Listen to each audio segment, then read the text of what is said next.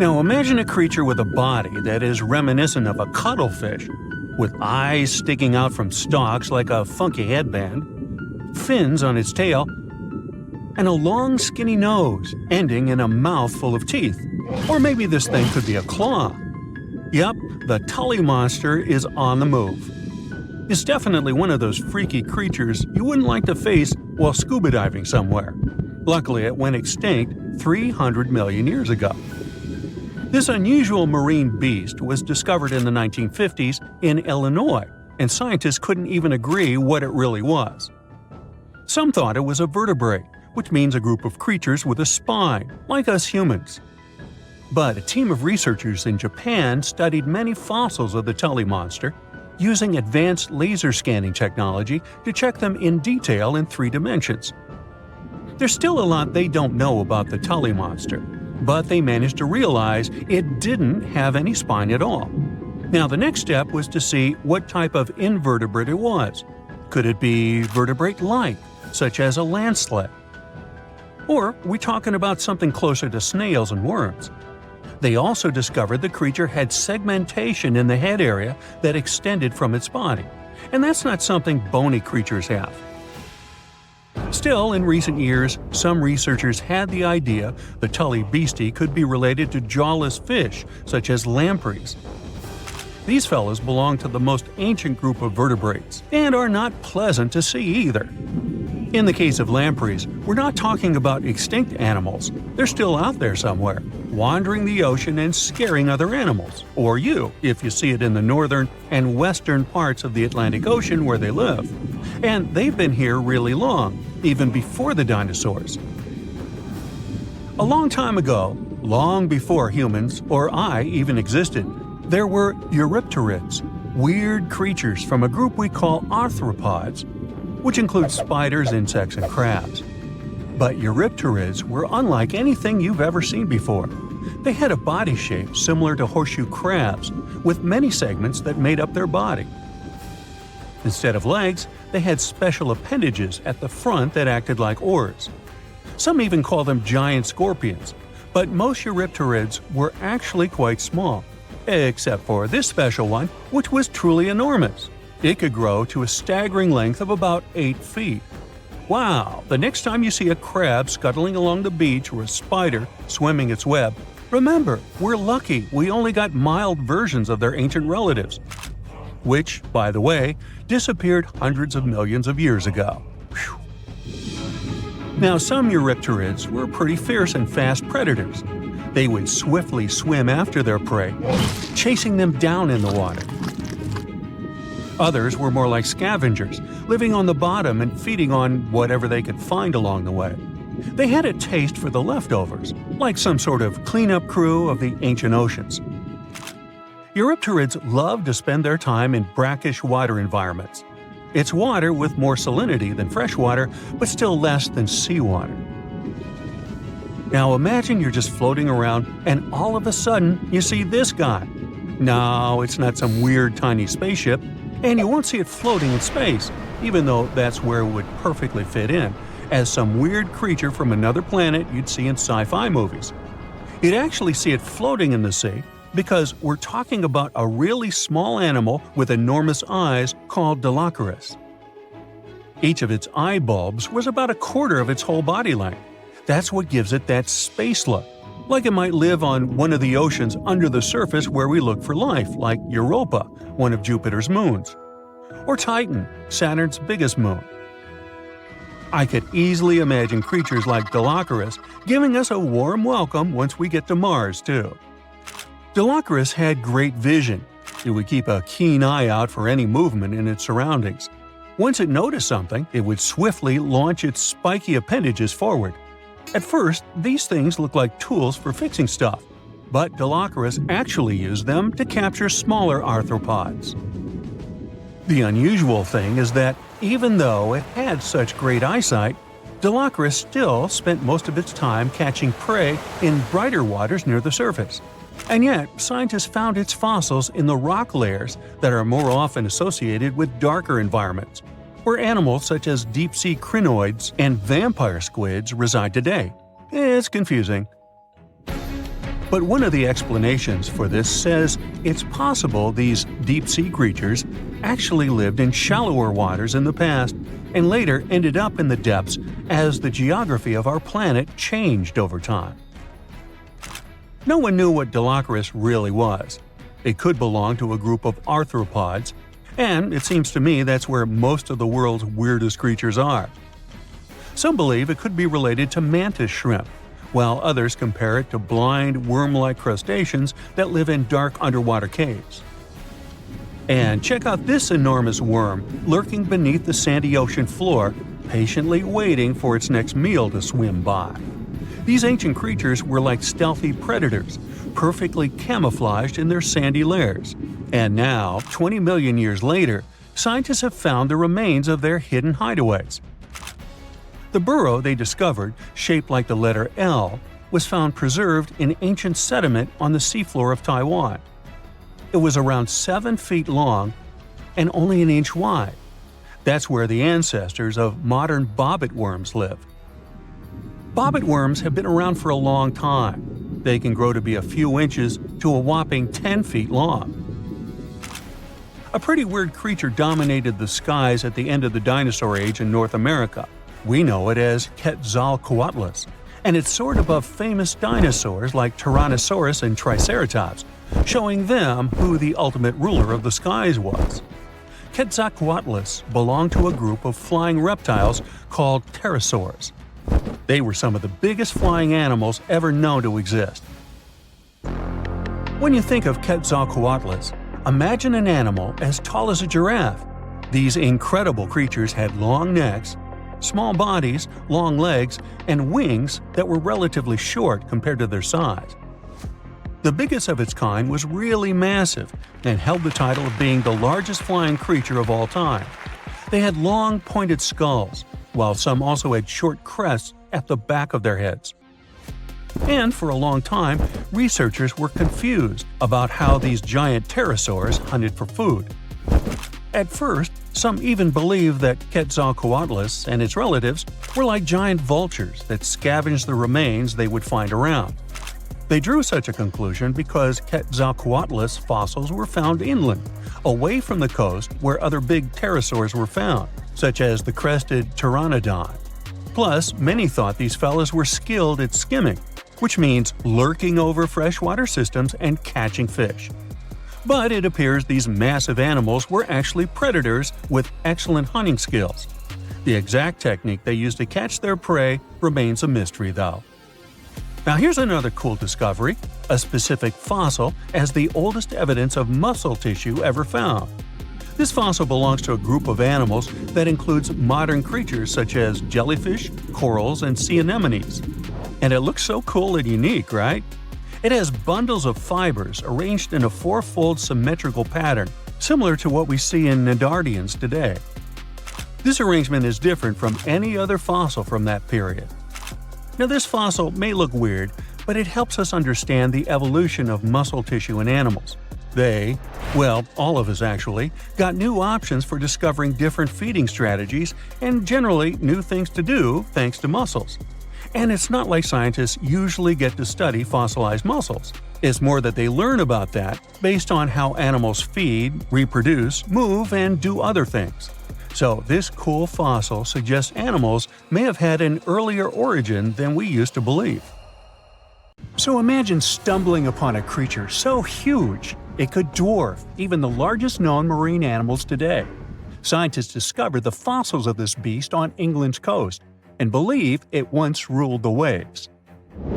The new species was named Ichthyotitan severnensis, but thankfully for me, scientists nicknamed it the Liltock monster. Its estimated lengths range from 72 to 85 feet long, almost as big as a blue whale. Megalodon can't even compare to this. It was only about 60 feet long. And what's crazy is that this fossil we found wasn't even an adult, so who knows what their actual size was. The first piece of the Liltock monster was discovered in 2016 in the Westbury Formation. Researchers found a 3-foot-long jaw part that belonged to an unknown species. For years, this single fragment had been driving them crazy because they had no idea what that animal was. Then, in 2020, a miracle happened, of sorts. A father with his 11-year-old daughter found the second piece of fossil on a beach. This discovery led to more findings. Finally, in 2022, the last piece of the literal jaw puzzle was found, buried along the Somerset coast. This leviathan belonged to the Shastasaurid family. Both the Liltock monster and other Shastasaurids had one ancestor, so all the species in this family are super similar to each other. For example, all of them were the largest marine reptiles ever to exist. Although our Liltock monster is much larger, most Shastasaurids could grow up to only 69 feet long, and it's possible that the Liltock monster, when fully grown, would reach up to 100 feet or even more. Both of their bodies were just perfect for cruising the ancient seas. These marine titans were elegant and slender, with an elongated snout. Other marine animals at the time were smaller and looked more like dolphins. Shastasaurids had long paddle-like limbs adapted for efficient swimming.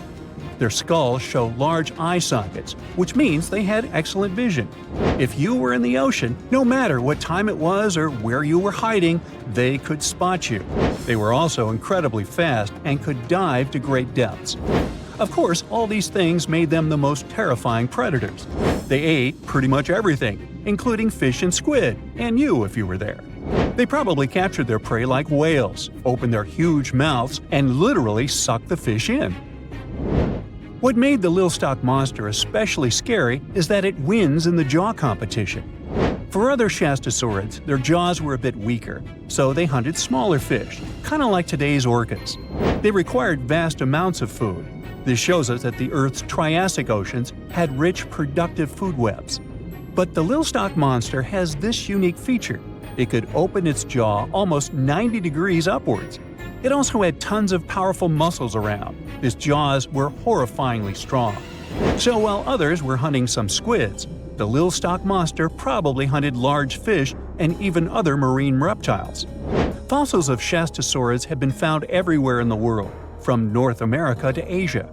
This means that these creatures dominated and terrorized the oceans for millions of years, although even they weren't completely safe from scavengers. And that's exactly why we struggle to find these fossils now. Scavengers didn't leave any remnants of them. So, while we have some fossils of this marine family, they mostly remain a mystery for us. They lived in the oceans about 200 million years ago, in the late Triassic period. The Earth looked completely different back then. All continents were united in one Pangaea, a huge landmass. Some parts of this supercontinent were covered with lush conifer forests, while others were dry deserts and open prairies. It was before the famous Jurassic period, but there were already first pterosaurs and amphibians. It seems like those monsters were crazy resilient. The Triassic period was super unstable, but they survived through many changes in the environment. Well, until the last one. The Triassic extinction came out of nowhere. It was one of the Earth's big 5 extinction events. It wiped out almost all species on the planet, including these leviathans. It's still not clear what happened exactly, but it looks like there was a huge tectonic activity. Volcanoes in the oceans were going crazy back then.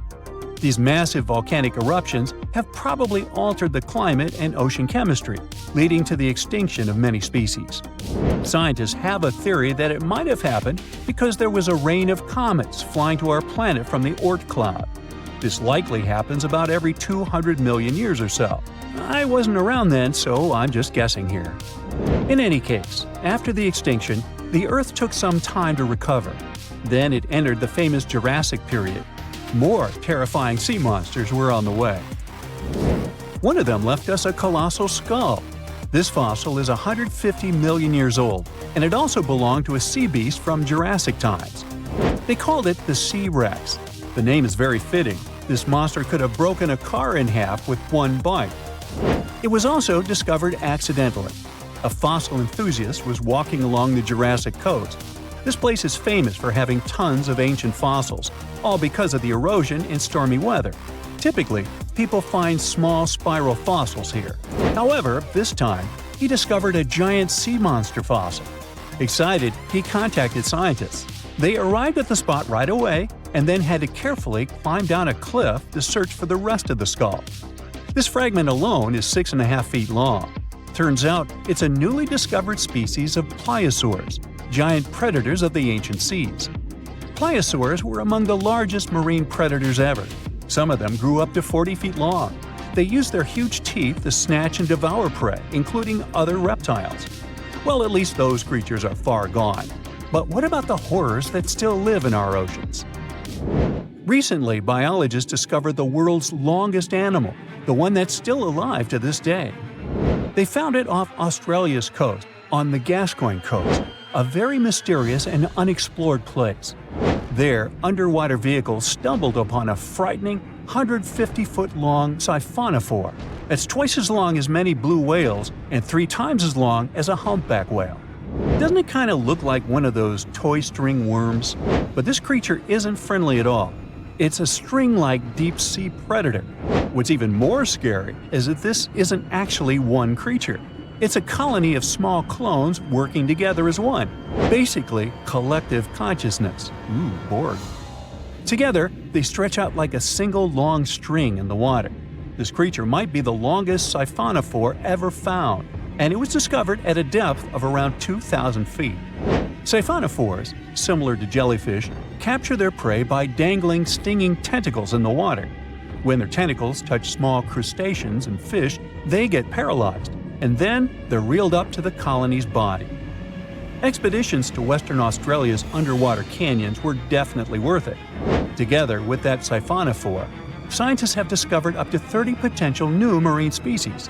Among them were a new octopus or squid, a long-tailed sea cucumber, glass sponges, and giant hyroids, colonies of animals resembling upside-down jellyfish.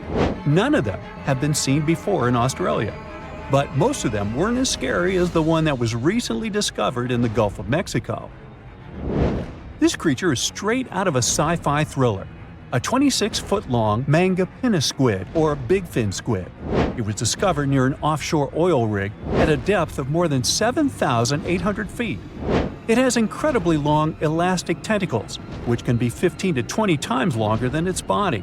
It holds them at right angles to its body, making it look even creepier, almost as if it has elbows. And yes, it's another deep-sea predator. These 10 tentacles probably help the squid trap their prey and drag it onto the seafloor. We barely know anything about this extraterrestrial-looking creature because they're very hard to find and study. And if you think their tentacles are awful, just check out these creatures with 20 arms. This thing looks like a facehugger. This new species is lurking in the frozen depths of Antarctica. Experts were searching for cryptic sea animals known as Promachocrinus, or Antarctic feather stars.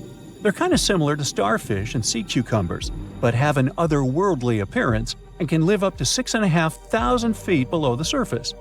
It's called the Antarctic strawberry feather star. Despite its pretty name, its appearance is anything but cute. It has a bizarre strawberry-like body from which 20 spindly arms branch off.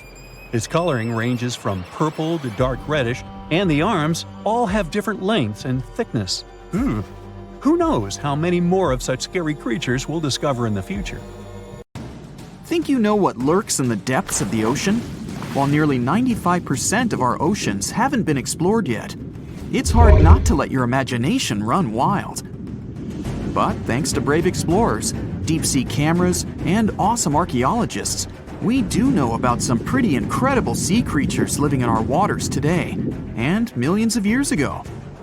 From the 9-foot spider crab to the 60-foot prehistoric Megalodon, these sea dwellers come in all shapes and sizes. But let's focus on sea creatures famous for their huge size. Can you guess which living species of whale is the largest? Well, it's not the orca, but that's a good guess.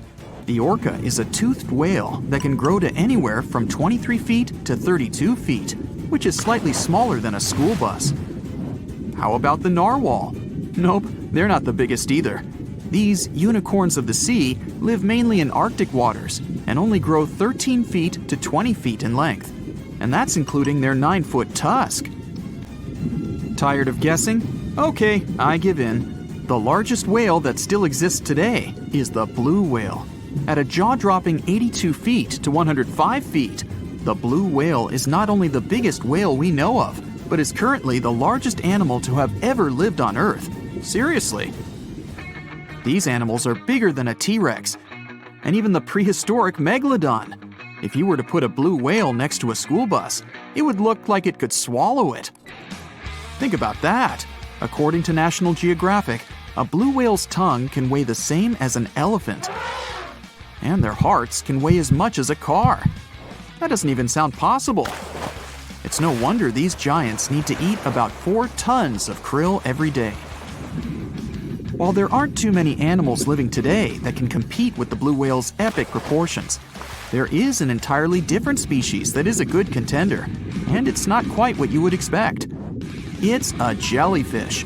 No, I'm not talking about the little jellyfish that wash up on the shore and ruin a perfectly good day at the beach.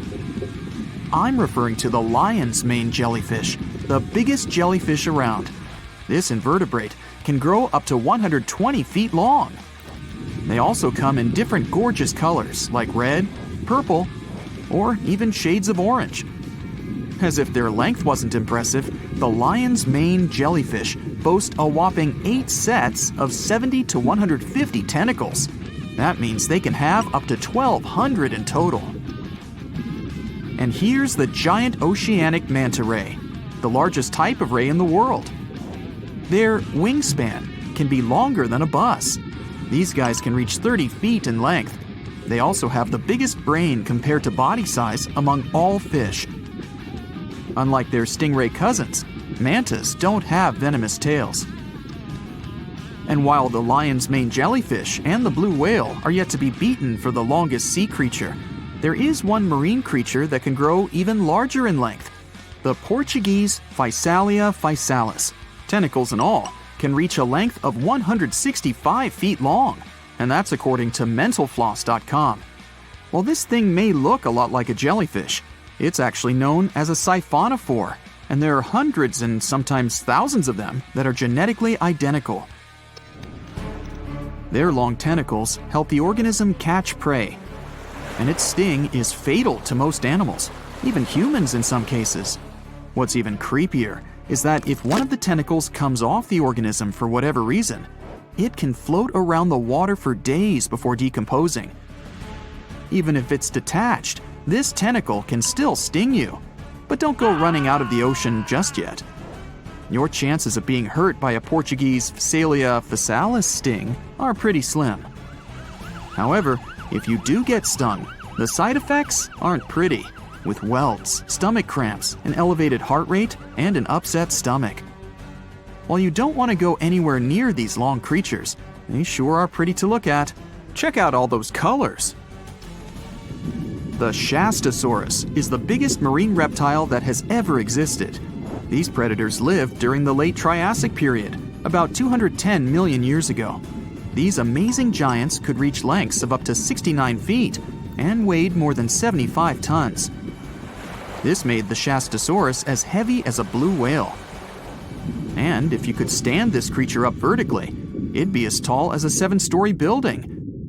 Despite appearances, the Shastasaurus was actually pretty slim for its size. Its ribcage was only 6 feet across. You'd think that this big guy was chowing down on other dinosaurs, but that's not the case at all. This reptile survived on a diet that consisted of small fish and cephalopods, like octopuses and squids.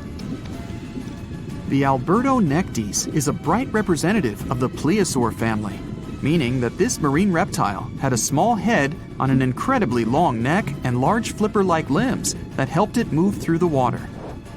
These creatures occupied the seas around North America 76 to 70 million years ago. The length of this sea monster could reach 38 feet, with its neck taking up 23 feet of that length. Its neck was a true record breaker. It had a whopping 76 bones in it. No other animal known to humankind has had so many vertebrae in its neck. Scientists aren't sure why they needed such a lengthy neck. They might have used it to collect shellfish off the seabed, or perhaps it helped them capture their main prey, fish and squids. This aquatic reptile also had gastroliths in its stomachs. Some of them were as big as 5.5 inches in diameter. The Tylosaurus belonged to the Mosasaur family. It dominated the shallow seas of North America about 85 to 80 million years ago. This was an enormous predator, with the biggest representatives reaching 45 feet in length. It had a narrow hydrodynamic body with a blunt, powerful head that the animal used to ram and stun its prey. Its body was equipped with agile flippers and a long tail decorated with a maneuverable fin.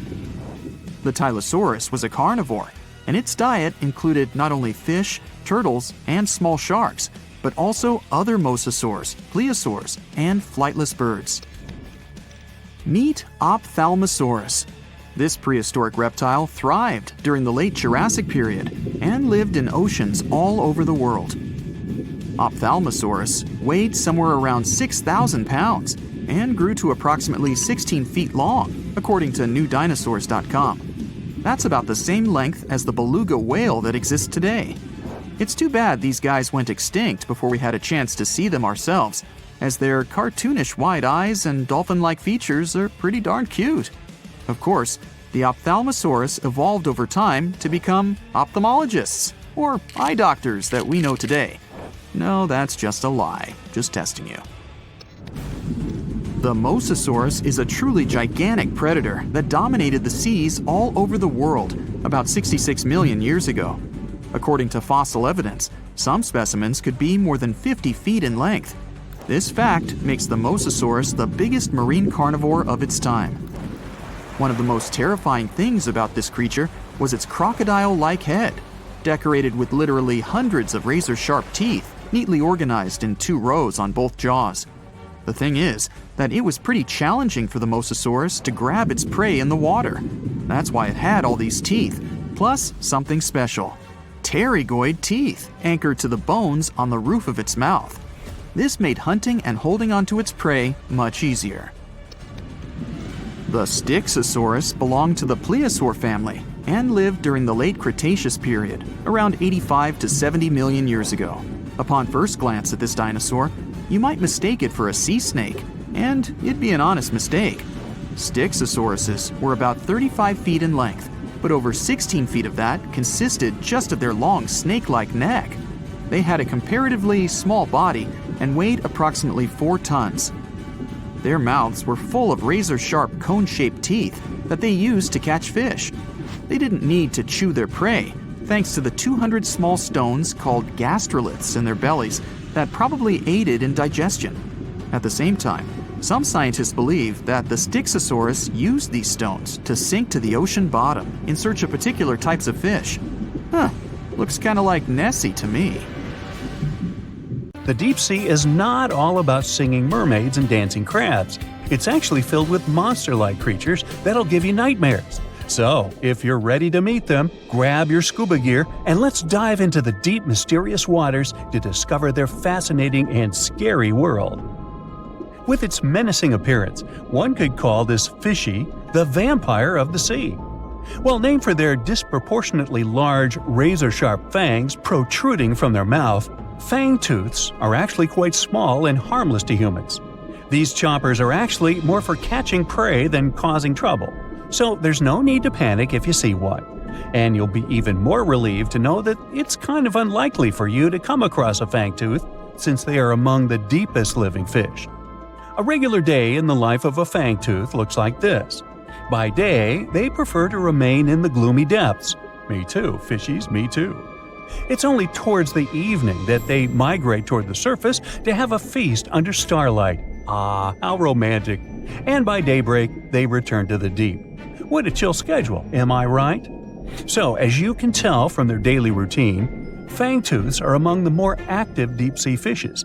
And by that I mean they seek out their food rather than just sitting and waiting. And thanks to their oversized teeth and mouth, hey, I can relate, they're able to attack prey that are even larger than themselves, which is very important in the very large, food-poor deep sea.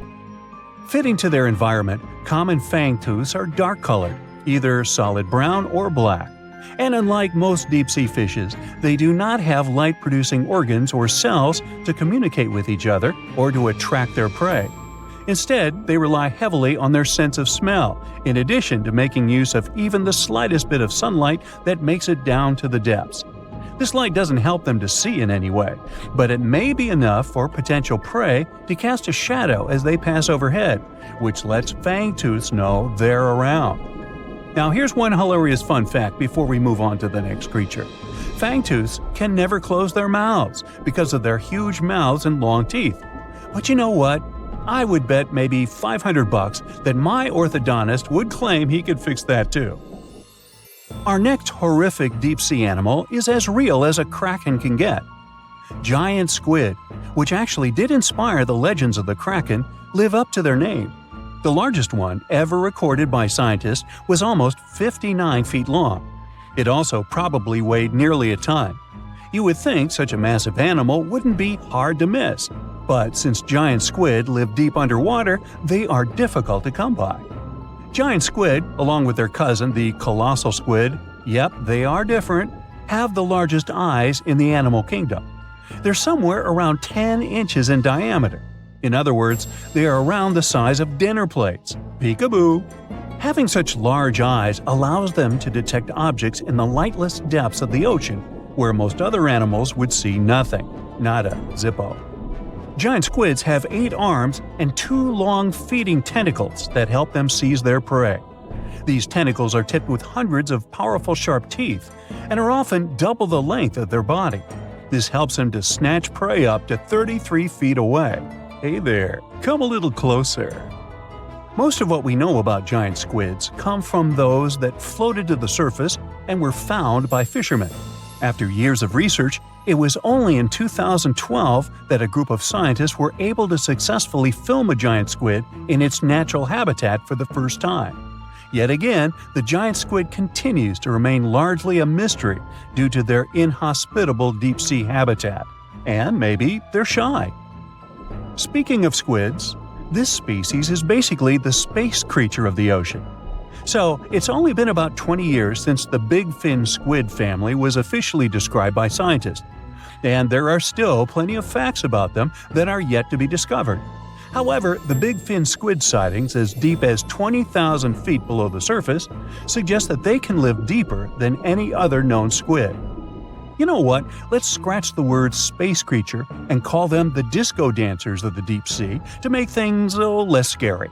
Because of their long, slender arms, adorned with extravagant rib-like fins, kind of make them look like they're ready to hit the dance floor. Anyway, these boogie arms and tentacles are estimated to max out at just under 30 feet. Aside from the estimations though, the largest known big fin squid was actually 21 feet long, with 20 feet of that being its arms and tentacles. How exactly a big fin squid uses them is still unknown, but scientists think they like to use them to trap prey that bump into them as they hang down in the water below their body or drag along the seafloor. There are only around a dozen confirmed big fin squid sightings worldwide, so you can just relax, because the chances of you getting hugged by a big fin squid are close to impossible. But I can't guarantee anything regarding your nightmares. Now, these are not one of your regular Jaws sharks. Let's start with the most strange fact about a frilled shark. It's considered a living fossil because of its primitive anatomic traits. That actually makes more sense once you learn that this species has been around for 80-some million years. So I have both good news and bad news. Frilled sharks live in the open ocean and spend much of their time in deep, dark waters far below the surface. However, they do feed at the surface of the ocean at night. When hunting food, they move like an eel, bending and lunging to capture their prey. And they can actually swallow it as whole, even if it is larger than their own size. This is all thanks to their long and flexible jaws, which are equipped with 300 recurved needle-like teeth. Okay, I am somewhat freaked out now. Unlike the rest of the deep-sea creatures I've talked about, frilled sharks might sometimes accidentally get caught in nets. So if fishing is your thing, beware. This telescope won't help you see the stars and the planets. With its protruding eyes and elongated body, this little swimmer looks like it's wearing a pair of underwater binoculars, hence the name the telescope fish. Found in cold, deep tropical to subtropical waters worldwide, they're known to be the species that undergoes one of the most drastic transformations in fishes. When the first larva was described in 1954, it was believed to be a new species rather than the larva of a telescope fish that were known to science since 1901. Despite the fact that they are only around 6 to 8 inches long, they're able to latch onto snacks that are bigger than their own size. That is thanks to their massive and highly stretching jaws, making up most of the size of their head. These large prey are then folded in half to fit in their expandable stomach. In 1925, scientists found a 5.5-inch long fish inside the stomach of a 3-inch long telescope fish, which they described as neatly folded. Despite all this, their cylindrical tube-shaped eyes are still the most fascinating and bizarre features of telescope fishes. Their specific shape increases light collection to help them detect their prey's weak bioluminescence even from a distance. But although their eyes are good for seeing things in the twilight, they're especially great at seeing silhouettes from below. That's why they orient themselves vertically in the water. Now, I have to admit, they look kind of cute if you ask me. Sort of like uglier versions of Minions. Yeah, right? Well, hey there! We dive back in time and into the oceans over 500 million years ago, just, because we can. Whoa! Watch out! It's not Megalodon or giant sea reptiles you need to look out for here. It's a bizarre, unearthly-looking creature called Dellocaris. The name means unlike any other shrimp, and I think you'll agree, it looks like a nightmarish cross between a shrimp and a modern-day centipede. 2 tentacles protruding from its face, each lined with razor-sharp teeth. Oh yeah, and this thing was about the size of your leg. With a wave-like movement of the flaps on each side of its body, it was graceful for a terrifying creature. It was also more advanced than any other life on this planet at the time. Especially those huge eyes. You have only one lens in each of yours. This giant shrimp had 16,000. That's 4 times more than a common housefly.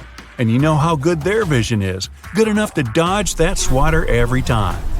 All this allowed Annie to become one of the first animals on this planet to feed on others. Yep, here it is. Earth's first hunter. Its favorite meal? Trilobites. Hey, try a bite. Those are the ancient ancestors of crabs. Some of their fossils have marks on them in the same shape as the monster shrimp's mouthparts. Terrors of the past like this got to be so giant thanks to more oxygen in the atmosphere. A perfect example of this, Meganeuropsis. Imagine a dragonfly. Now make it as big as a cat, and with a wingspan longer than your arm. Megan, the monster-sized dragonfly, could easily grab other insects or even small animals, and she ruled the air with quick movements. Back then, there were still no large birds or other airborne enemies for this behemoth bug, so it was safe and free to grow as large as this planet would allow. Piranhas of the past were also jumbo-sized. Mega piranha was about 3 times the size of the river terrors we have today. Its bite force was about the same as a tiger's, and those striped kitties bite down 2 times harder than lions. That means it probably not only dined on other fish and any land creatures that, got too close to the water, but it could also easily crunch down on large turtles and other unlucky shelled creatures. And fun fact, modern-day piranhas bark like dogs when they're about to enter a confrontation. It actually sounds more like a frog's ribbit. But makes you wonder, what did this mega-sized ancient cousin sound like? A bear roaring? How about giant sea scorpions the size of your bed? Go back about 460 million years, and you'd see them swimming under you. And watch out for that tail. Scientists still don't know if these creatures could use it to inject venom like your standard land scorpion, but something tells me I wouldn't want that thing anywhere near me. Then there's this guy, Therizinosaurus. Terry looks sort of like a goose with long arms. Oh, and did I mention this goose dino is about 2 stories tall and longer than a bus? Yow! Its arms make the T-Rexes look even more bite-sized, each 8 feet long, almost triple the length of T-Rexes. And on the end, razor-sharp claws the size of your whole arm. Now, don't worry about those lengthy claws too much, though. Terry probably used them to cut through giant termite nests. So, this huge reptilian goose was more interested in eating bugs and plants. Another mega monster for you? Megatherium. The giant ground sloth could look a giraffe straight in the eye and weighed as much as a hippo. It moved mainly on its hind legs and used its massive tail as support. He had huge paws with colossal knife-sized claws. The sloth could use them to defend itself from enemies and to bend tree branches in search of food. But the biggest danger to the giant ground sloth wasn't dinosaurs or saber-toothed tigers. It was our own species. Yep, humans showed up just in time to meet this fellow and to, eat him up. Titanoboa was a terrifying 50-foot snake, as long as the great Megalodon itself. It was also more than 2 times heavier than the heavyweight champion among snakes today, the green anaconda. Crocodiles were a regular on this serpent's menu. Titanoboa could swim 3 times faster than the fastest Olympic swimmer our species has ever seen. It was quicker and more dangerous in the water than outside it. And don't forget the boa part of its name. This massive snake wasn't venomous. Instead, it liked to squeeze. Remember that giant shrimp from earlier? Well, Opabenia looks like its teeny-tiny finger-sized cousin. And instead of 2 toothy tentacles, this thing had a vacuum hose coming out of its face. On the end of that trunk, what looks like a single crab claw. Add 5 eyes and a mouth under its head, and you've got a recipe for something not of this planet. Only it is. This creature used its trunk like an elephant does. Its claw grabbed food from the bottom of the ocean and brought it up to its mouth.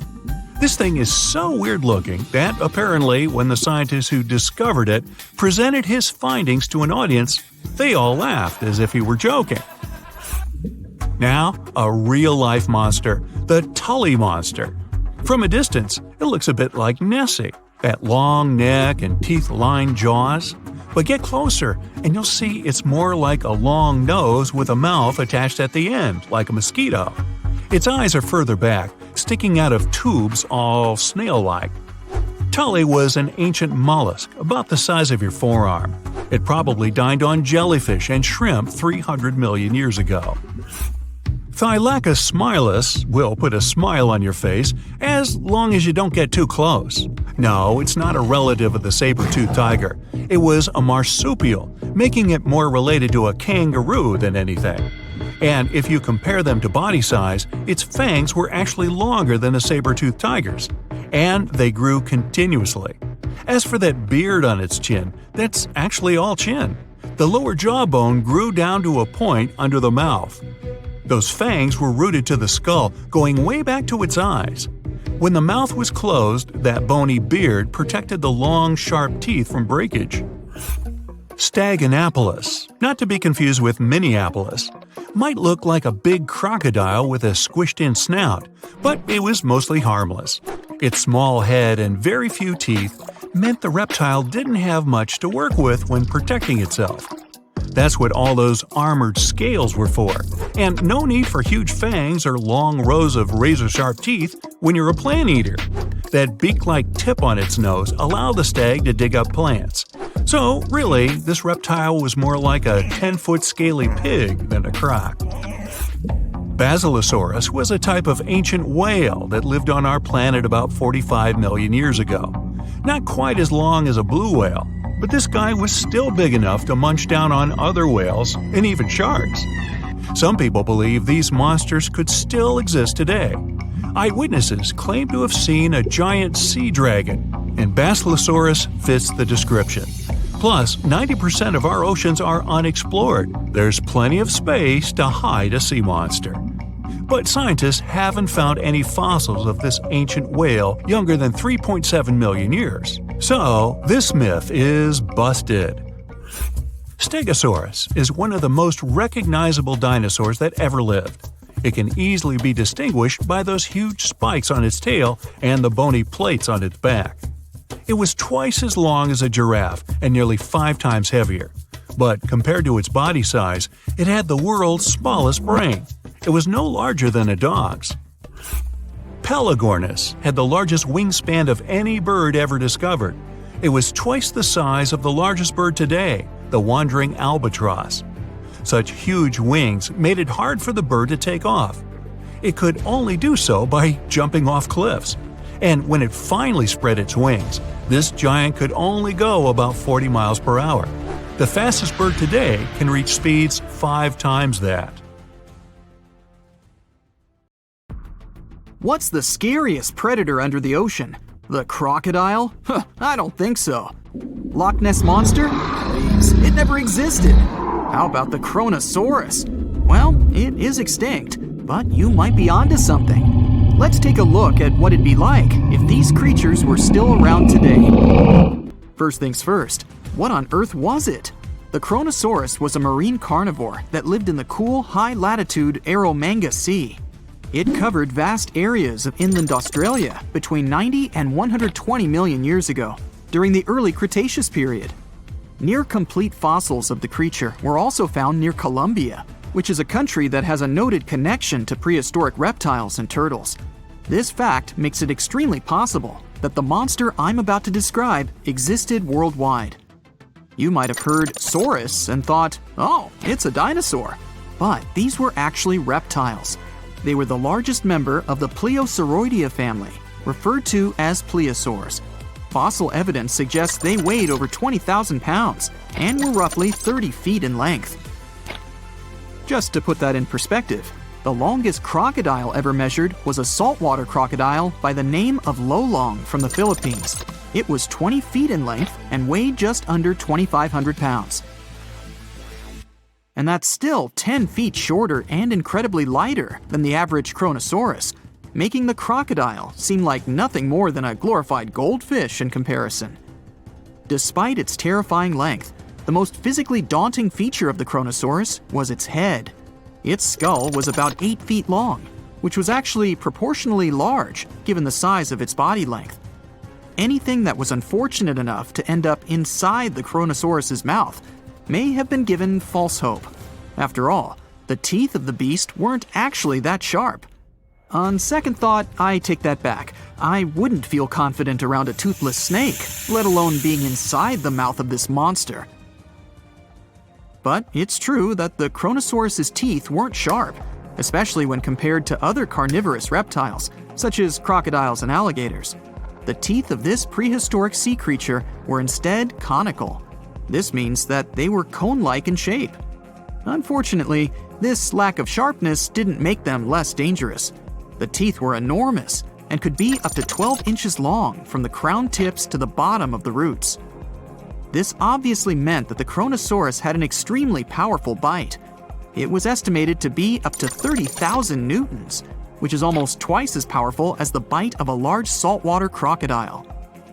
Because of the bluntness of their teeth, they weren't suited for twisting their prey once in their grasp, but the size and shape of the teeth made them perfect for simple open and shut biting. They would have had no problem crushing hard objects such as the toughest of shells any sea turtle could offer. Just like crocodiles, the Chronosaurus is believed to have had a short neck. This may have been an adaptation to allow the beast to successfully catch small evasive animals. Their body, in general, was fusiform and streamlined. This means it was narrowed at both ends and had very little resistance to the flow of water. The Chronosaurus was also equipped with 4 paddle-like limbs. The hind limbs were larger than the front ones. They could span approximately 7 feet in diameter. All in all, this set the Chronosaurus up to effortlessly propel itself through the waters and be an ultimate predator. Predator X, if you will? That's the name that was given to the fossil of a creature discovered near Svalbard, a Norwegian island group, in 2009. The fossil was identified as a 50-foot-long, 100,000-pound monster with a bite force of 33,000 pounds per square inch. This might be the highest bite force of any known animal. Although Predator X is yet to be classified as any specific type of animal, it was definitely a plesiosaur like the Chronosaurus. And even if it wasn't Predator X, the Chronosaurus was still most definitely a ferocious titan when it roamed Earth's oceans. The Chronosaurus actually got its name from the Greek mythological figure of Cronus, the father of Zeus. Cronus was viewed as a titan from a generation of super powerful beings. So what was it that the Chronosaurus, this terrifying monster, actually feasted on to satisfy its appetite? This creature was known to eat sea turtles, squid, and other larger marine reptiles of that time, such as elasmosaurids and ichthyosaurs. This suggests that if crocodiles existed in the realms of the Chronosaurus, they too might have turned into lunch for the beast. There's evidence from the fossil remains of the Chronosaurus that suggests that they also feasted on sharks, which I know is a disappointment to those of you who view that beast as the king of the ocean. Not when the Chronosaurus was around, my friend. In any case, grounding all kinds of food into small pieces to help digest them would have been difficult without small teeth. This explains the presence of rounded stones found in many of the remains of these sea creatures. Researchers believe these stones may have been swallowed to control buoyancy or to help process food. It's also entirely possible they were accidentally swallowed while feeding on other animals from the seafloor. As if the Chronosaurus even needed to be a meanie with its already existing power and size, there's also evidence to suggest that it indeed might have been. It turns out that after using all its impressive attributes to catch its dinner, the Chronosaurus first liked to play with its food, like a cat does with a mouse. I guess since the hunt was so easy for them, they needed to get their fun from somewhere else. Well, I think now you should have a good idea about these creatures. So let's ask ourselves what it would be like if they were still around today. And by the way, why aren't they? Well, the Chronosaurus was completely finished off by the same KT meteor that took out the dinosaurs 66 million years ago. But even before this catastrophic event, they were coming under increased pressure from an even bigger and more vicious family of carnivorous marine reptiles known as mosasaurs. You can't always be a top dog, I guess, or rather, top marine reptile. But what if this never happened, and they were still roaming Earth? Well, this might be obvious, but can you imagine what kind of impact that would have on sea tourism? Based on the impact that famous movies about sharks and killer whales had, what do you think the presence of a Chronosaurus in the ocean would do to beaches? The very creature that would eat sharks and whales for breakfast. Beaches would certainly become a great place to go for a quiet walk, because nobody else would even be there. And what about such activities as boating, surfing, and scuba diving? You think anyone would dare try them, knowing that this 30-foot beast could be lurking beneath them? Let's give humans some credit and assume most of them wouldn't. This would cripple the global sea tourism industry, which is responsible for earning roughly $143 billion every year. Just to make sure this shocking point hits home, the most expensive yacht to ever roam the ocean was called the History Supreme. Its master bedroom was believed to have a statue made of T-Rex's bone and a wall made of meteorite rocks, as well as a 24-karat gold panoramic wall aquarium. Anyway, this yacht was worth nearly $5 billion, meaning you could buy 38 of them with the money lost in potential damages to sea tourism caused by the Chronosaurus. I'm sure that the yacht's owner was happy the beast never made an appearance in their luxurious aquarium. So luxurious, in fact, that some people believe the History Supreme, reportedly owned by some business genius from Malaysia, never even existed. Rumor has it that it was simply an elaborate hoax fabricated by the supposed designer. Anyway, I don't think the trouble would just stop there. People could actually be in serious danger, regardless of being near the ocean or not. No, I'm not about to tell you that this thing would grow legs, adapt to living on land, and start picking us off one by one. At least, I hope not. I'm just going to point out the damage that the Chronosaurus would inflict through its devastating impact on sea trade. In America, ocean transit accounts for 76% of national trade. On top of this, more than 100 vital pharmaceutical products originate in the sea. I'll also state the obvious and point out that the ocean is a huge food source for us humans. The presence of the Chronosaurus could have a great impact on our relationship with the ocean, something we usually take for granted. It's a perfect summer day. You're relaxing on the beach, dipping your toes into the cool water. when suddenly, bam! A 56-foot aquatic nightmare rockets from the waves. It's the size of 2 London double-decker buses, sporting about 60 razor-sharp teeth, including bonus chompers on the roof of its mouth, because why not? This aquatic beast isn't picky about its diet either. Sharks? Turtles? Other sea monsters? Yep, they're all on the menu. Meet the Mosasaur, a group of marine reptiles that ruled the oceans millions of years ago. If you've seen Jurassic World, you'll recognize them as the stars of that epic moment when a massive creature leaps out of the water to snatch a great white shark like it's sushi. That's a Mosasaurus, and it's every bit as terrifying as it sounds. Recently, scientists stumbled upon a fossil of one of those marine monsters in, of all places, Mississippi. Yes, Mississippi, the land of magnolias and catfish. Turns out it's also home to ancient sea dragons. This discovery was a happy accident. A team of geologists was mapping the terrain in east-central Mississippi when they noticed something strange poking out of the ground. It wasn't a rock or seashell. It was a vertebra, and a massive one. In fact, it was so large it barely fit in the hand of the scientist who found it. The fossil likely belonged to the largest known species of mosasaur, the Mosasaurus hoffmanni. Now, the biggest mosasaur ever found clocked in at a staggering 56 feet long. This new specimen hit a solid 30 feet at least, and while it might not break the world record, it certainly makes the crown for the biggest mosasaur ever discovered in Mississippi. Fun fact, that's still longer than the average RV, and with way worse gas mileage. To be fair, the Mississippi Museum of Natural Science already had a couple of mosasaur fossils in its collection. But this newcomer might just steal the spotlight. And this isn't an isolated incident. In 2015, paleontologists unearthed the skull of a 24-foot-long mosasaur in North Dakota.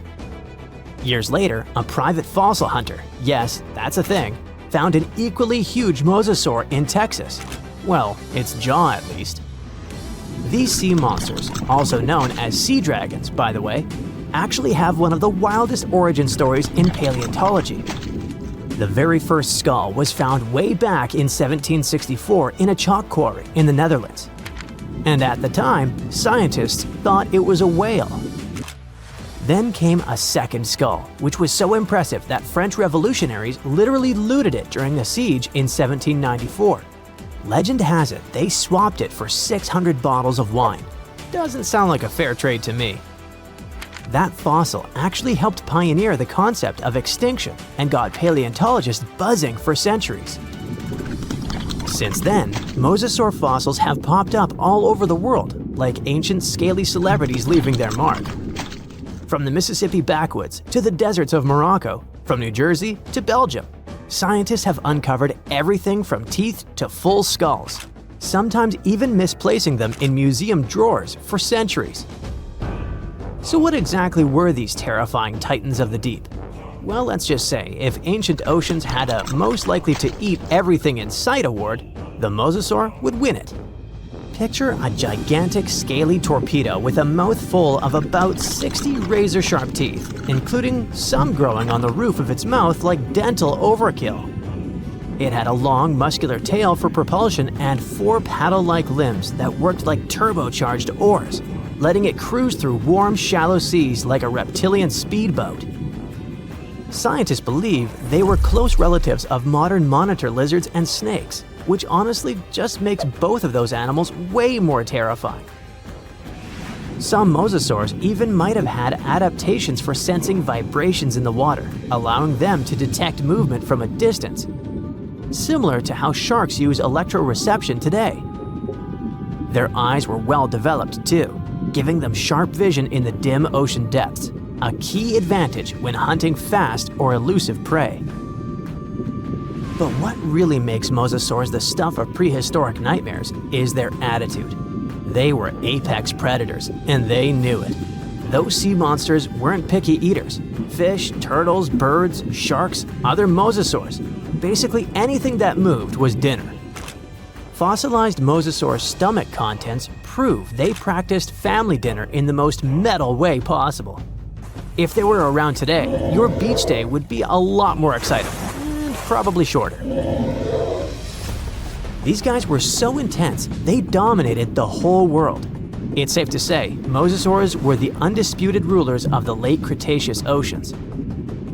And like today's orcas or great white sharks, they probably used ambush tactics, sneaking up on prey from below before striking with explosive force. Bite marks found on the fossilized bones of turtles and even other mosasaurs suggest intense underwater battles worthy of a blockbuster movie. But how did one end up in Mississippi of all places? Well, rewind the clock about 80 million years and you'll find part of North America underwater. A vast shallow sea known as the Western Interior Seaway split the continent in two, running from the Gulf of Mexico to the Arctic Ocean. It was warm, teeming with life, and yes, crawling with sea monsters. This prehistoric seaway was a watery wonderland.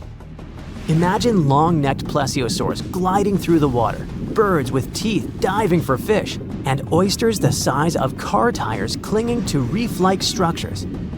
Even giant fish like this weird guy over here called it home.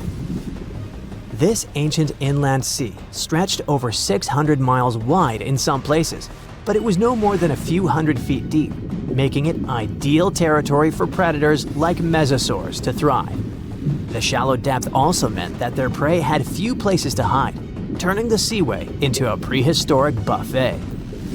But the Western Interior Seaway wasn't a permanent fixture. As the Rocky Mountains rose, the seaway slowly disappeared. Over millions of years, it transformed from a shallow ocean to swamps and then to dry land. Today, what was once an ocean is now the Midwest, complete with cornfields, cows, and the occasion mosasaur vertebra hiding in the dirt. Now, this wasn't exactly the end of the mosasaurs.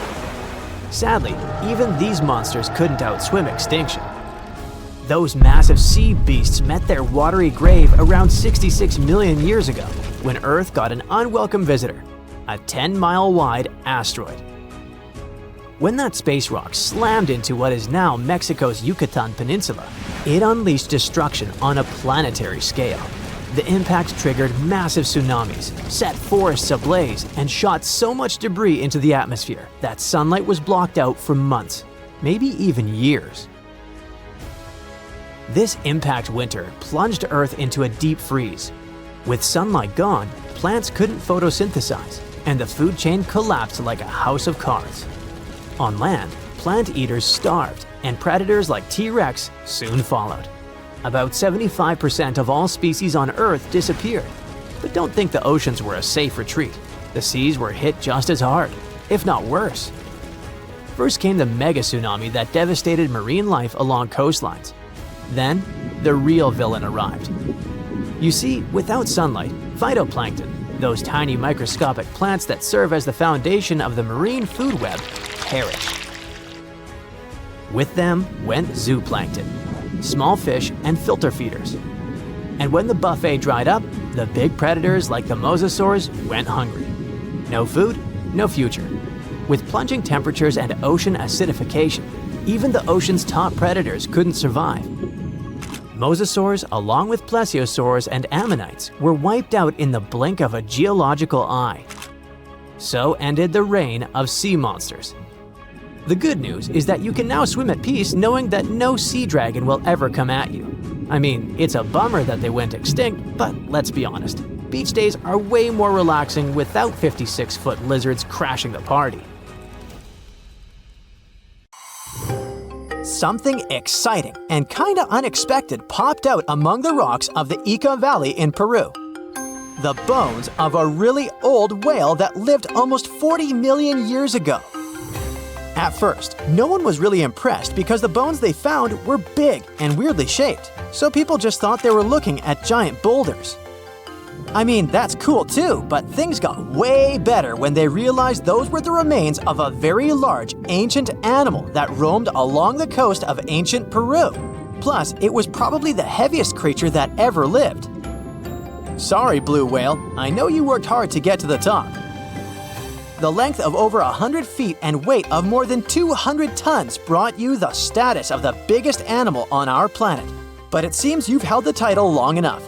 Time to hand it over to our next candidate, and that one's really gigantic. This ocean beast was probably shorter than the blue whale, but heavier, with a weight that could be between 93 tons and 370 tons.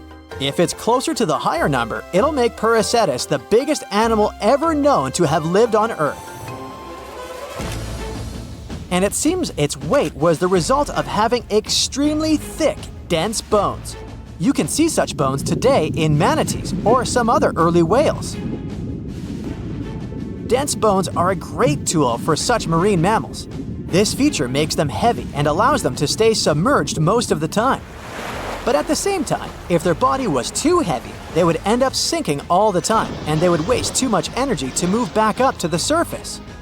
So, to avoid sinking, marine mammals need to have enough lighter tissues, like muscles and fat, to help them float in the water without using too much energy.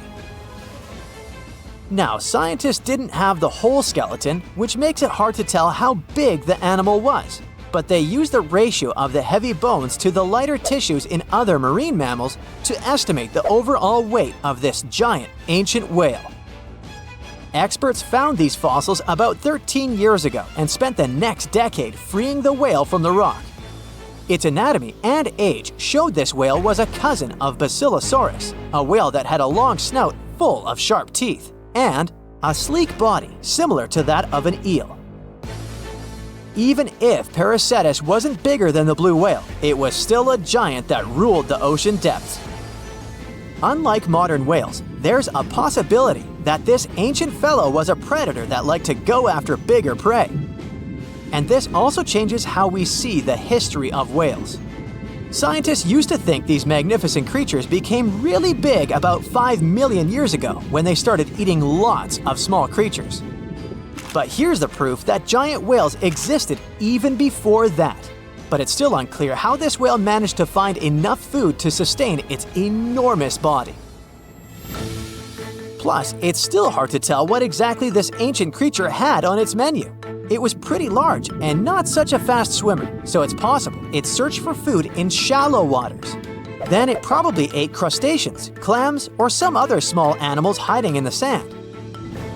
One theory says it was a scavenger, which basically means it munched on remains of everything that would come its way. It's not so unusual to find marine animals in deserts. Many of these regions used to be covered with water anyway. The Sahara in Africa is a perfect example. About 50 to 100 million years ago, this was not a dry desert, but a shallow saltwater body called the Trans-Saharan Seaway. The land is not wet there anymore, of course, but people who lived in that area knew about it because they used to find old shells across the desert. The sea was about 164 feet deep. That sounds enough for a nice swim. Some would say this area looked like modern Puerto Rico, with lots of sun and shallow water. Mangrove forests were a common thing, as well as seafloors covered with mollusks, like snails and clams. The marine sediment that was left behind after the sea had dried up is full of different fossils. And the animal that lived in that ancient underwater world didn't look friendly. Plus, they were much bigger than their relatives from modern times, so a regular-sized human would end up as a snack, not even a whole meal. Normally, when animals live on small islands, they can become much bigger than their relatives from the mainland. This is something we call island gigantism, and it happens because there are more resources or fewer predators on islands. Maybe the same thing happened in the Trans-Saharan Seaway. Even though it wasn't an actual island, the water moved in and out, which created little pockets of water. And specific conditions in these pockets might have helped animals grow bigger. So we're talking about giant sea snakes, catfish, and fish that no longer exist today. One had incredibly strong jaws, and the animal used them to eat hard things and even crush shells. Their teeth showed they were fierce predators other animals had every reason to be afraid of. They went through some changes when it came to diet, similar to some types of piranhas. And the competition to get to the top of the food chain wasn't a joke. Not when there were also such large predators as sharks, crocodiles, and ancient relatives of elephants. Sahara went through different phases. If you could use a time machine and take a peek at Earth's largest hot desert as it was about 6,000 years ago, you wouldn't have to struggle with sand and heat. You'd have a nice walk through a green and pretty lush place. In the past, people who lived in that area didn't leave drawings on cave walls that showed camels, sand dunes, and scorpions. All those things you'd see in today's Sahara. Instead, they drew crocodiles. That's additional evidence that the Sahara used to have a lot of water and plants, enough to support these big yet scary animals. Around 3 billion years ago, Earth might have been mostly covered with water. Today, it's about 71% of its surface, but it seems that our planet used to be a giant ocean world with no continents at all, just some scattered islands. Scientists studied special rocks in Western Australia that formed in a place deep under the ocean called a hydrothermal vent system. To explain this better, it's important to mention two common oxygen types, O16 and O18. O18 is heavier because it has extra neutrons. O16 evaporates from water more easily, and as researchers studied an old ocean floor, they found a lot of O18, more than in today's oceans. This way, they realized ancient Earth had less dry land than Earth today.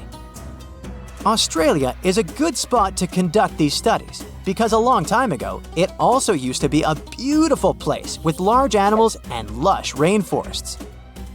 But as time went by, the land became drier and Australia had more deserts formed, such as the Great Victoria Desert. Rainforest remained only on the edges of the continent. What happens with deserts across the globe is called desertification.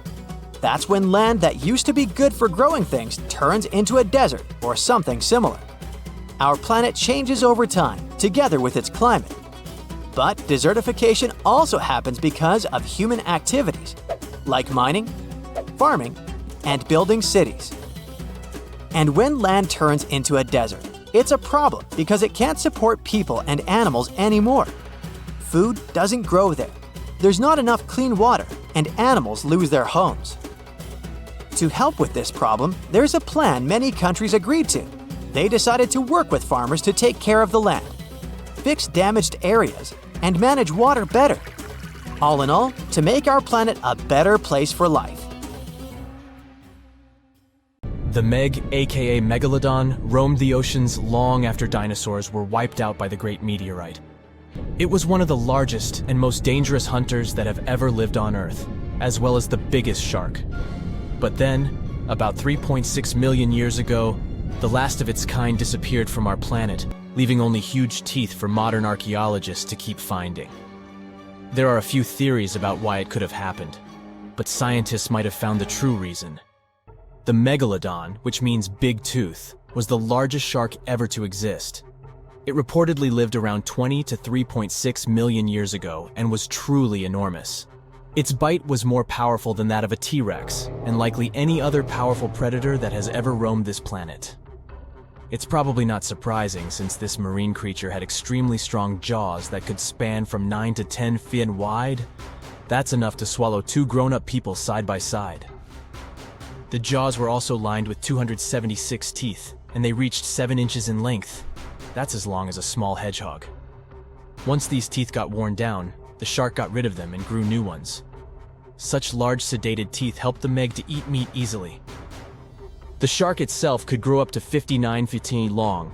That's twice the length of a London double-decker bus. The animal was also pretty heavy. While a fully grown T-Rex weighed about 8 tons, the weight of a large Megalodon could be more than 30 tons. With no competitors, the enormous shark was the real king of the oceans. It hunted other sharks, large fish, and even whales.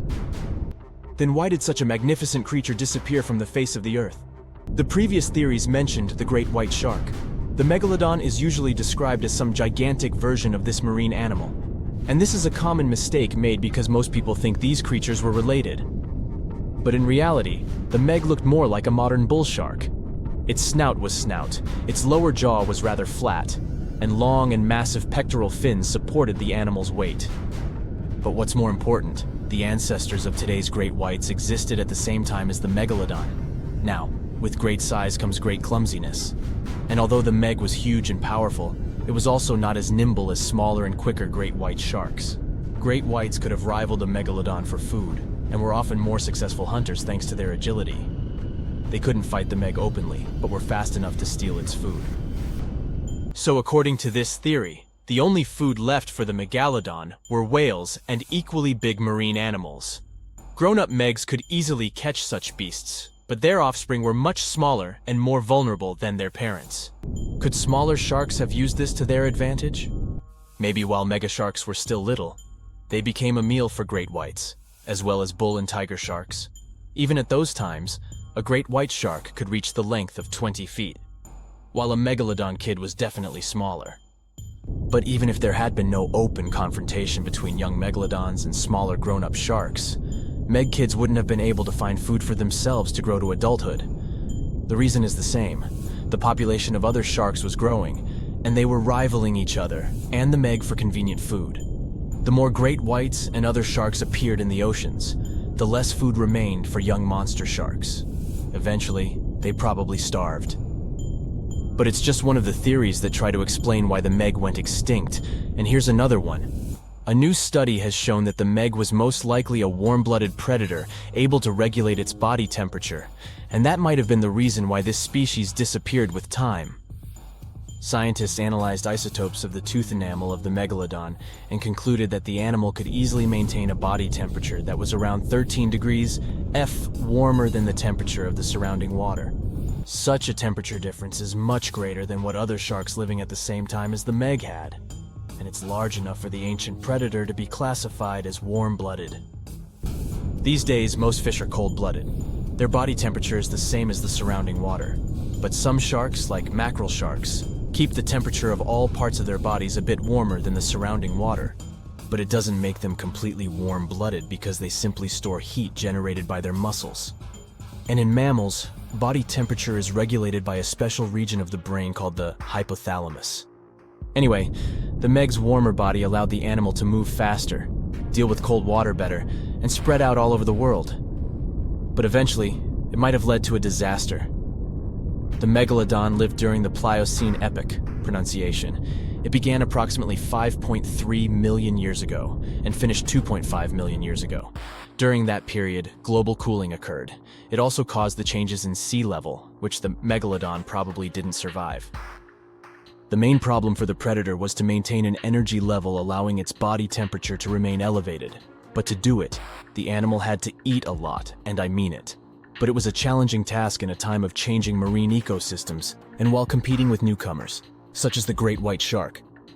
If this theory is true, then the amount of energy the Meg had to use to remain warm could have contributed to its extinction. This new information is very important to us. It shows that many marine predators in modern oceans might be experiencing the effects of ongoing climate change too. By the way, have you heard that there have been several cases when people were sure they had seen the Meg? Or at least some similar extremely large monsters. And these sightings happened relatively recently. For example, in July 1916, the New Jersey coast of the US was terrified by a series of shark attacks. They happened during an oppressive heat wave when hundreds of beachgoers tried to find shelter from the heat near the water. People described the culprit that had caused all that havoc as a giant shark, much bigger than any regular one. Since then, scientists have been debating which shark species was involved in those accidents. The most popular guesses have been the bull shark and the great white. A picture of a huge shark roaming the Pacific Ocean not far from Guadalupe Island appeared in 1999. The creature was nicknamed Deep Blue. It could be distinguished from others by a wavy pattern separating its gray back and white belly. But even though some people claimed it could be the infamous Megalodon, experts came to the conclusion it was a female white shark, the largest ever seen. The average length of a male white shark is 11 to 13 feet. Females are bigger, up to 15 or 16 feet, but Deep Blue reached more than 20 feet in length. No wonder people were confused. For the last time, Deep Blue was spotted in 2013 near the western coast of Mexico's Baja California. But look, there's another jumbo shark, and you can meet it in any part of the world. The largest specimens can reach 40 feet long and weigh about 5 or even 6 tons. Could it be, if not the Megalodon itself, but one of its relatives? Again, a wrong guess. That's the basking shark. This animal prefers subpolar seas, with temperatures not higher than 58 degrees F, even though some of these animals do migrate to warmer places. Like whale sharks, basking sharks are harmless and don't attack snorkelers or divers. These creatures have loads of small teeth, but they don't use them when feeding. Instead, they swim with their huge mouths open and swallow plankton. A grown-up basking shark can filter nearly 2,000 tons of water per hour.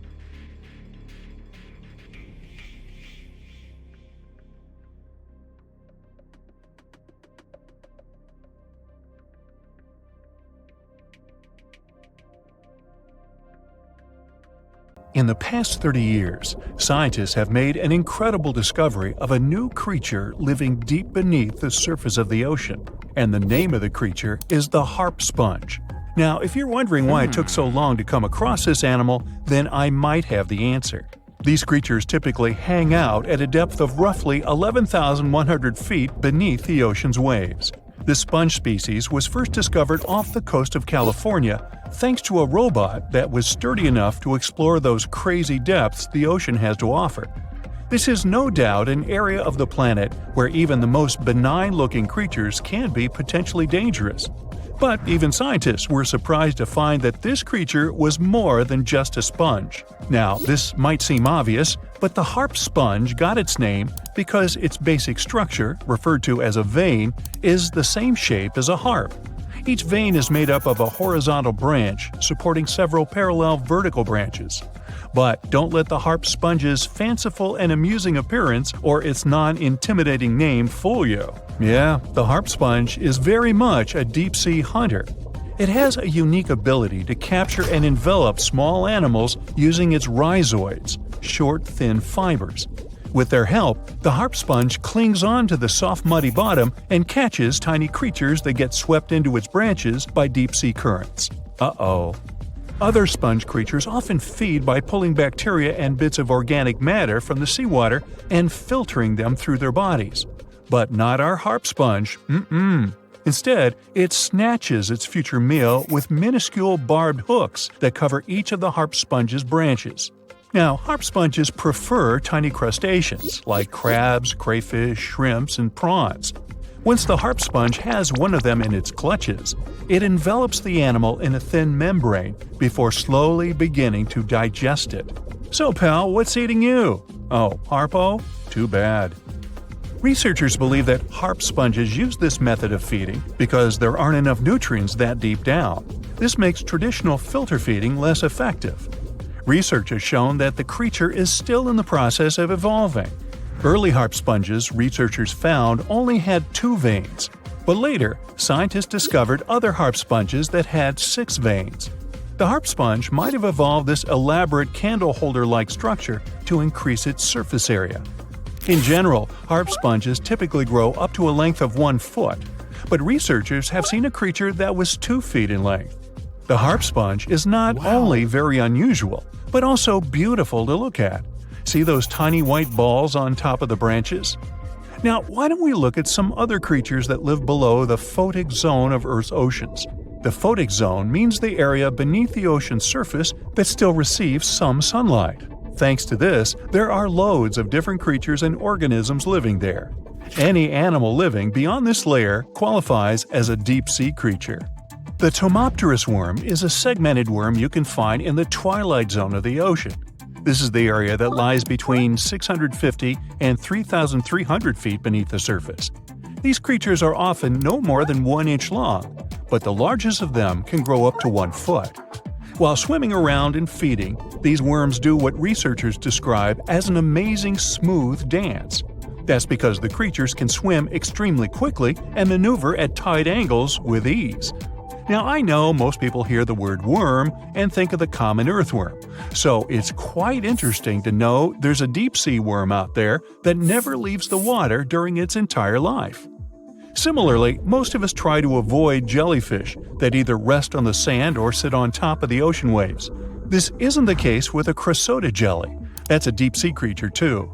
This beautiful jellyfish is mostly ruby red, bright orange, or electric purple. That's what helped researchers realize they had found a new species of jellyfish.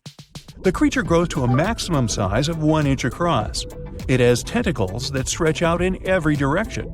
Now, if you come close to this jellyfish, it'll pull all these tentacles in toward its body before rapidly swimming away to avoid danger. Yes, you are dangerous. The Cresota jelly is extremely rare. You won't see it very often. You might need to borrow that deep-sea diving robot I mentioned earlier. While worms and jellyfish might seem quite harmless, this isn't the case with the Pacific viperfish. Ooh.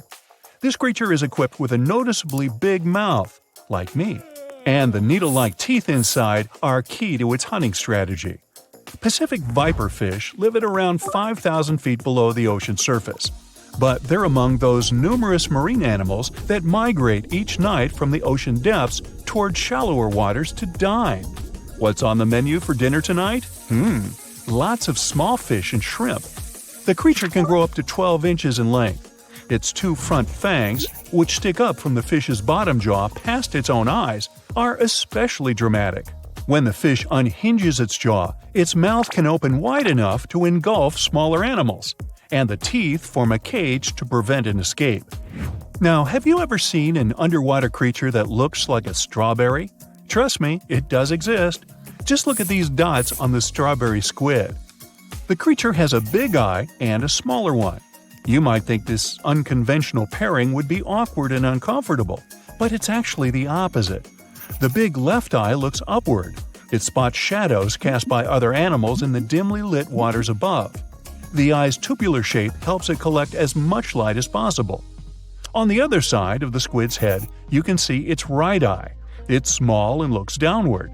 This eye searches for flashes of bioluminescence produced by animals lurking in the darker waters below. Now, bioluminescence means the production and emission of light by living organisms. By the way, the squid has a nickname. And no, it's not Squiggy, although that's a great one. It's known as the cockeyed squid. This is simply due to the remarkable difference in size between its 2 eyes. I think I like Squiggy better, and so it goes. Since light doesn't reach the deep sea, the strawberry squid's body actually looks black. This helps the creature hide from enemies, such as sharks and dolphins. In general, the strawberry squid grows to a length of 5 inches. It typically lives around 3,000 feet below the surface, but floats to shallower waters at night. Now, the feather star is a marine creature without a backbone, but with feather-like arms that radiate from the center of its body. These creatures first appeared around 200 million years ago. Related to sea stars, they look like a flower, but if you approach them, they'll quickly swim away. But not all feather stars can swim. Many species can only crawl along the bottom of the seafloor. Like some of the other deep-sea creatures we've looked at, the feather star can adapt to its surroundings. It has a creepy ability to shed its arms, the same way some lizards can shed their tails. This also helps them escape from their enemies.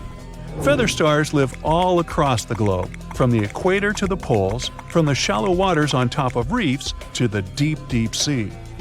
Now, given that we're dealing with mysterious creatures, the name of this one is quite fitting. The swift vampire squid should be the official symbol of life in the deep sea. The animal has a dark red body, huge blue eyes, and a cloak-like web that stretches between its 8 arms. This, along with its name, may suggest that the creature is some form of a terrifying hunter. In reality, though, the vampire squid is a soft-bodied, timid creature, about the size, shape, and color of a football. It grows to roughly 12 inches in length and lives 3,000 feet below the waves. There's almost no oxygen there, but also relatively few predators. I think I'll need to decompress from this one.